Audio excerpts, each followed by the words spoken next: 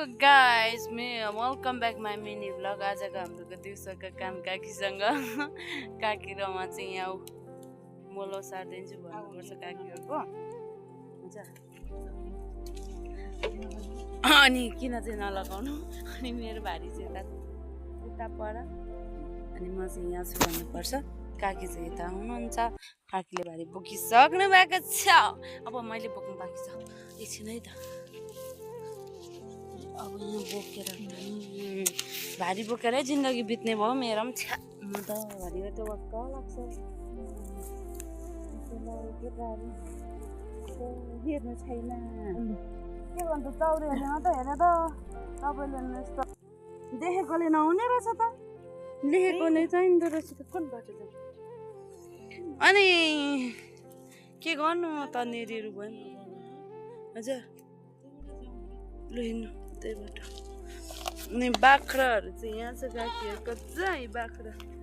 अनि हामी चाहिँ अब लाग्यो बारीतिर, बारीमा गएर चाहिँ यो मल घोप्टाएर आउनुपर्ने छ। बाटोमा हिँडिरहेको छु, के गर्नु भाग्यमा सिरी लेखेको भए पो पिचिरी लेखेपछि यस्तै हो। बारी बोक्ने दिनभरि काम गर्ने यही हो हाम्रो जिन्दगी। जिन्दगी दर्पण छाया हो गया है। काकी के गरिदिन्छ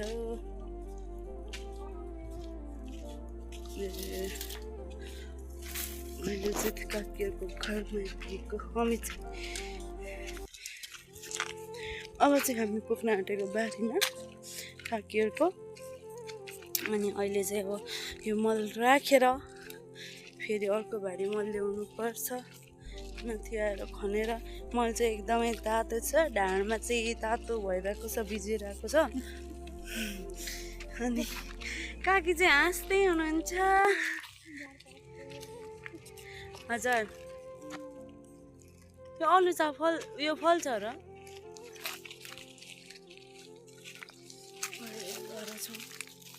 काकीको चाहिँ पेट दुख्यो भनेर खाएरै खासै बोल्नुहुन्न, मै मात्र बोलिरहेको छु होइन।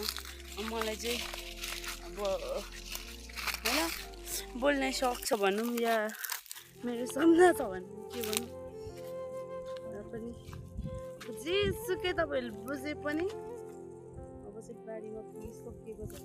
अब मल घोप्ट्याउने बेला हो नि त। अब त बर्खा लाग्यो, बर्खामा मल सोलहरू घोप्ट्याउने बेला हो। अनि मकै टक्क छरेर पछि खानुपर्छ। मकैको भात नखाए पनि सुँगुर कुखुरालाई दिनुपर्छ। तल पुछारमै पुऱ्याउनु भने हो। अनि अब यो मल चाहिँ पुच्छरमै पुऱ्याउनु पर्ने अरे। यो मल चाहिँ अनि पुच्छरमै जानु पर्यो अब काकीसँग। उहाँहरूको बारी धेरै रहेछ, हाम्रो भन्दा चाहिँ हाम्रो पनि छनु चाहिँ छ, तर यति साह्रो अलिक कम छ योभन्दा भन्दै हो। हाम्रो चाहिँ बारी अलिक घरदेखि मुनि चाहिँ धेरै नै छ, यहाँ चाहिँ अलिक कम्ती नै छ हाम्रो चाहिँ बारी। काकीहरूको चाहिँ बढी नै छ हाम्रो भन्दा चाहिँ। र त्यहाँ कल्लामा पुगिसकेको छ, मल घोप्ट्याउने कल्लामा। अनि यहाँ मल घोप्ट्याएर चाहिँ ढाडै तातो बनाउँछौँ मलले पनि। त्यता कता ल्याउनु पर्ने हजुर? यही यहाँ ल मल पनि घोप्ट्याइयो। हे हे डिस। अनि हिजो भोटमा केमा लगाउनु भयो त कि?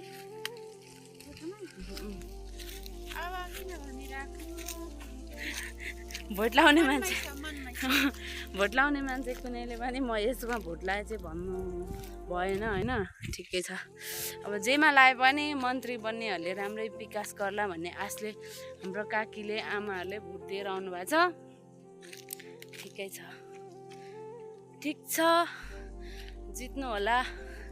तपाईँहरूलाई शुभकामना छ। भोट सक्यो भने भोट घोषणा भएको छैन कसले कति मत ल्यायो भनेर कुनै ठाउँमा गरिँदैछ होला कुनै ठाउँमा गरिसक्नु भयो होला र पनि जुनै बन्नु नेता हुन्छ राम्रो विकास गर्नुलाई यसरी मल फेरि बोक्न नपरोस् यहाँ हाम्रो गाउँमा चाहिँ अलिक राम्रो बाटोको सुविधा होस् बाटो पिच गरिदिनु होला मन्त्रीज्यू भन्न चाहन्छु स्वास्थ्यको राम्रो स्वास्थ्य शिक्षा राम्रो पाउने व्यवस्था मिलाइदिनु होला भन्दै आजको मिनी भ्लग चाहिँ यति नै भोलि फेरि पनि नयाँ भ्लग लिएर आउनेछु ढेन्टेरेङ अहिले चाहिँ बाई बाई सबैलाई काकी बाई भन्नु बाई बाई